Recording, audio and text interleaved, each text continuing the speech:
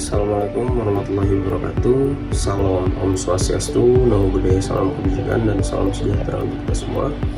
Perkenalkan, nama saya Zaben Jawar Hakim dengan NIM 6670210109.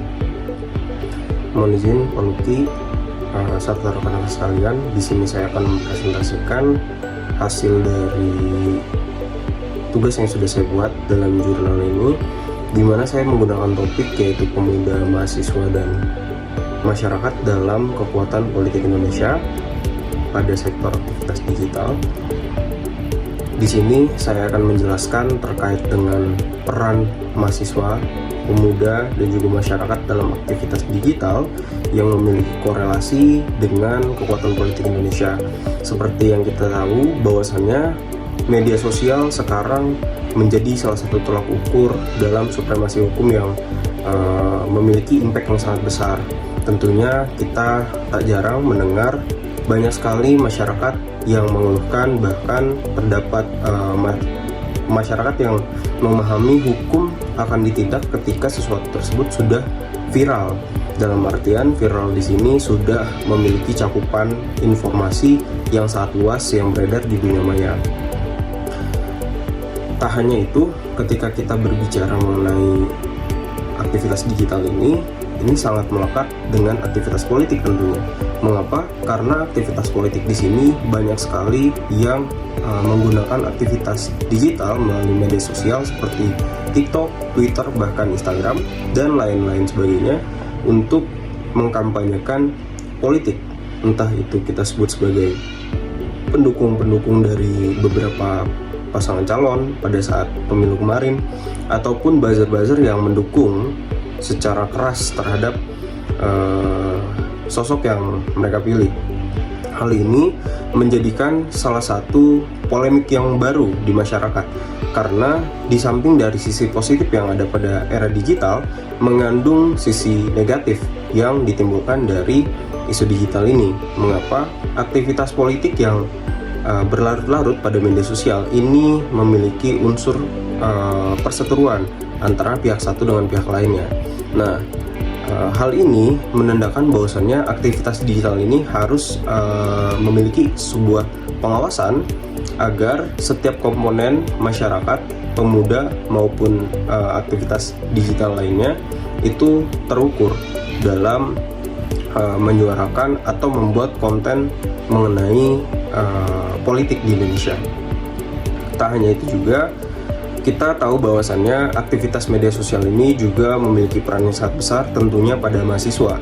Banyak mahasiswa ataupun pemuda yang menyuarakan isu-isu ketidakadilan di negara ini dari media sosial.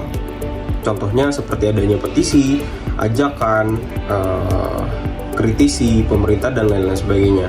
Nah, ini diwadahi oleh sekumpulan mahasiswa yang menyuarakan keberpihakan mereka terhadap rakyat Indonesia. Nah, di sini sudah panjang lebar saya jelaskan mengenai pendahuluannya.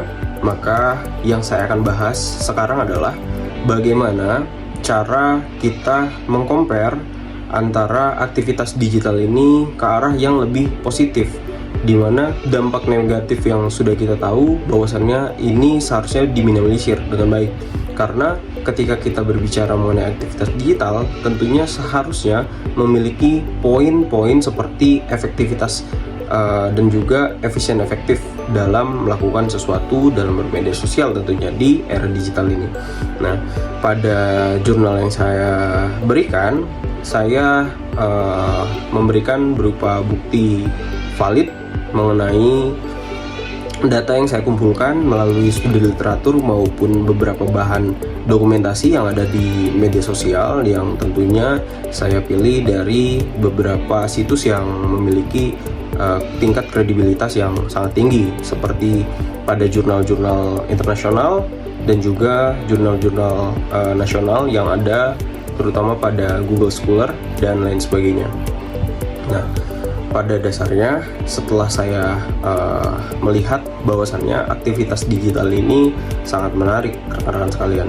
banyak temuan yang saya dapatkan dari beberapa jurnal dan sumber yang saya temukan bahwasannya aktivitas digital ini terutama pada pemuda dan mahasiswa ini memiliki jangkauan yang sangat luas teman-teman.